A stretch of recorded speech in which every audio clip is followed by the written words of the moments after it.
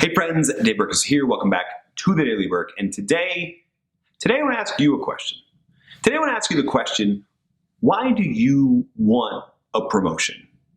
So we've done a lot of episodes on how to get hired, how to get promoted, how to improve performance, etc.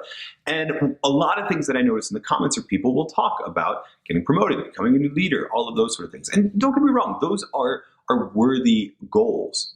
But I think one of the things that's interesting about most organizations, because most organizations are a hierarchy, so there's a ladder to climb, hence the term corporate ladder.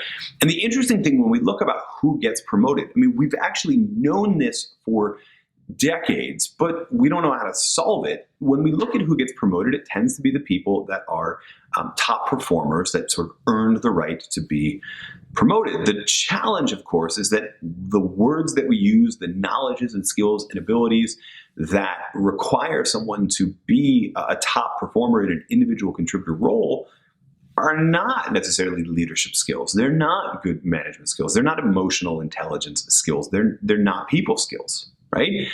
And what we find so often is that when we promote those individual contributors, and we've doubled our error because we've lost a really talented individual contributor and we've gained a really terrible manager. And you may have even felt this in your own right. I have so many friends as have gotten into mid-career stage of life that took that promotion and actually either had to quit or had to ask to get demoted or have really uncomfortable conversations when they realized that this is not what they wanted to do. There's an implication here for organizations too, which is that we need to create ways that people can still see growth in their career rather than climbing the corporate hierarchy, because that's ultimately why I think most people want to get promoted, is we want to feel like we're making progress.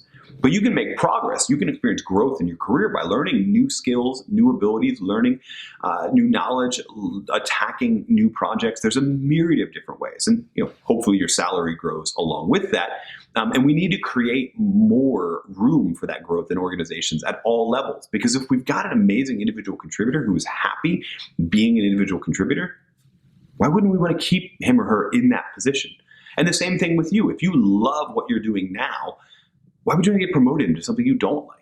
So, I mean, before you go for any of this, how do I achieve a promotion? How do I set myself up for success? How do I get on the high potential list of organizations, et cetera? I think we need to dive deep on this question. Why do you want a promotion? And if you want it for the wrong reasons, then you probably need to look at some organization or maybe even some freelancing or entrepreneurship that allows you to keep doing the activities that you enjoy doing, to grow in those activities and not take on all this management stuff that is just going to burn you out. Thanks so much for watching this episode of the Daily Burk. Leave a comment below. Let me know your answer to the question, right? If you want to get a promotion, awesome. Let me know why. If you don't, let me know why. And while you're leaving that comment, make sure you are followed or subscribed to the show, because we're posting new episodes every single weekday. I want to make sure that you don't miss them. All of them are in the service of helping you do your best work ever. Thanks so much for watching the Daily Burk.